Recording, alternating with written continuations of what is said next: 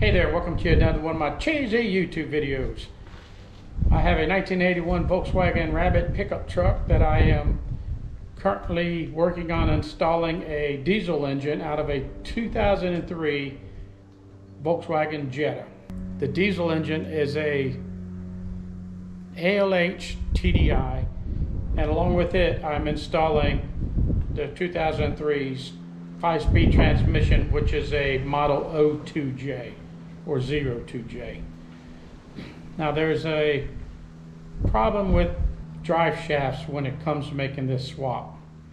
The problem is the 02J's flanges that the axle here goes into are 100 millimeters across. So this is a 100 millimeter axle flange. The other problem is this is a 22 spline shaft that's needed to go into the Mark I's hub.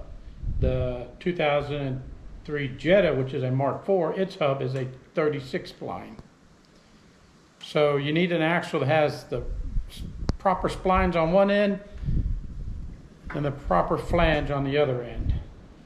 Now sometimes Volkswagen has made an upgrade, usually with a model change or something, but they may hold over a specific model that they're not ready to upgrade yet. And for instance, I believe it's the convertible that when they went to the more modern 02J transmission in the, I'm not sure if it's a Mark III or Mark IV when they actually made that change, but when they made the change, they weren't ready to upgrade the convertible yet. So they kept the old convertible's body, but they put the new upgraded drivetrain in it.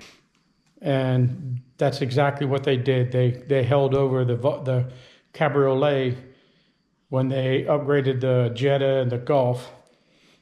So they retrofitted the cabriolet. So I was able to get drive shafts out of a 1990 cabriolet that had the right ends to it. When you search this stuff, they'll say, yeah, you need part number such and such, and it will take care of your problem. And not till you run across another problem and search that do you find someone responding, oh, the way you fix that problem is blah, blah, blah. Well, what the other problem is, what I'm told now, is that the snap ring rubs against the axle. So what I did is I spray painted this axle orange. We're going to stick this axle in.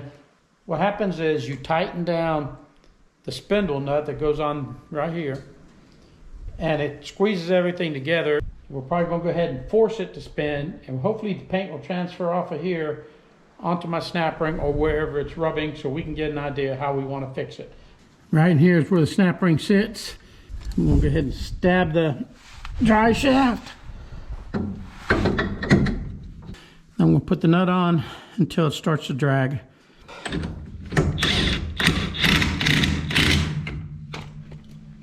Dragging. Can't turn the disc.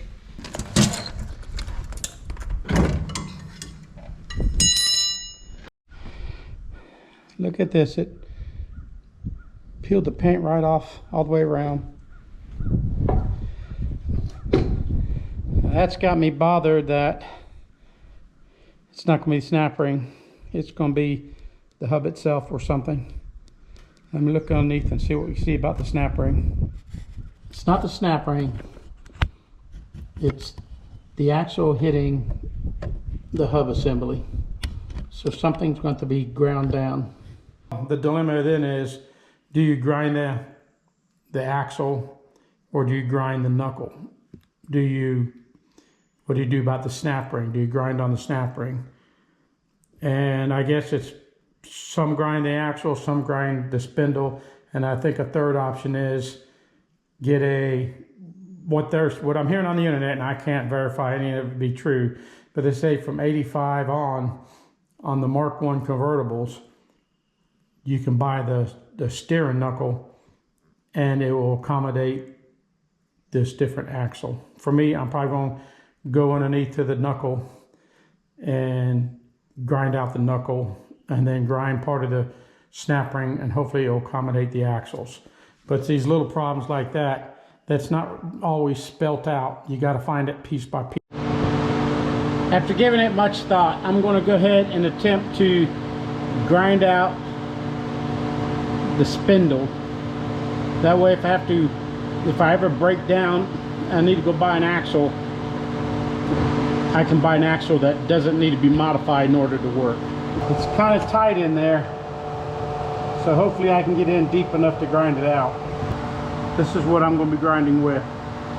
Kind of rounded on the end, which may not work for me, but let's find out. That did it. I used that air grinder to grind out around the hub. After taking the snap ring out, okay, turn the hub to get access to it as you need. Still going to be a few tight spots. Make sure you don't jab your grinder and cut away the bearing seal.